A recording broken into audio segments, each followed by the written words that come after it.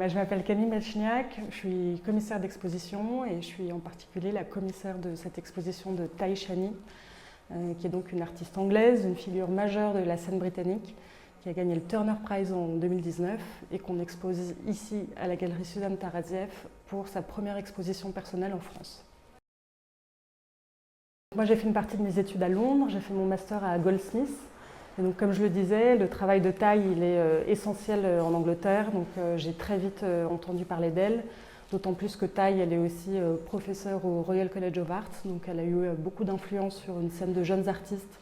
au moment où moi j'habitais à Londres, et elle a gagné son Turner Prize au moment où moi je faisais mes études, donc on en a évidemment beaucoup entendu parler à ce moment-là. Alors il y a donc plusieurs raisons qui ont motivé ce choix. Moi déjà c'était un grand rêve de travailler avec Tai depuis toutes ces années, depuis le temps que je connaissais son travail, qui m'a beaucoup influencé moi dans ma recherche.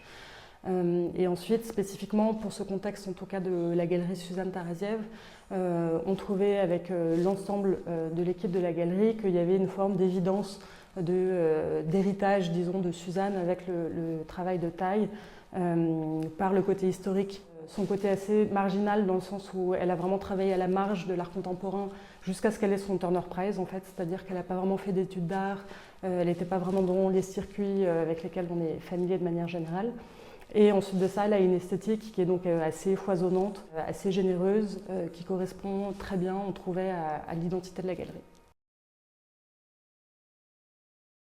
Alors déjà, on peut parler du retable qui est derrière moi, qui s'appelle Our Astrolatus Commune, qui est donc l'une des œuvres principales de l'exposition. Il faut imaginer que la salle principale du Project Room est construite un peu comme une sorte de temple, donc avec plusieurs objets qui viennent faire des références à des objets liturgiques en particulier pour créer une espèce de nouvelle liturgie des chimères et des identités chimériques. Et donc l'œuvre que j'ai derrière moi, ce retable, c'est donc un retable qui est non pas figuratif, mais plutôt abstrait, qui a comme ça une espèce de succession d'arches qui nous mène vers une sorte d'au-delà des possibles, et donc qui parle du rôle de la fiction dans le travail de Tai, et qui relève d'une peinture assez aquatique, quasiment avec quelque chose de très léger, et donc d'assez céleste, voilà, une forme de langage visuel qu'on retrouve beaucoup dans le reste de l'exposition. Alors moi, ça fait plusieurs années que je m'intéresse, disons, au rôle de la fiction dans notre rapport au réel.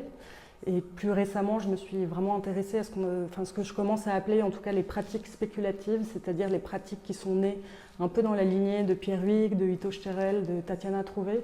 qui donc créent des mondes, ce qu'on appelle du world building, donc vraiment des mondes autonomes où chaque exposition est comme une instance de ce monde, qui font donc un grand usage de la fiction et particulièrement de la spéculation de réalité latente ou alternative, et qui donc ont des formes de narration très fortes. Tai, c'est exactement ce qu'elle fait dans son travail, elle mène des projets parfois sur de très nombreuses années,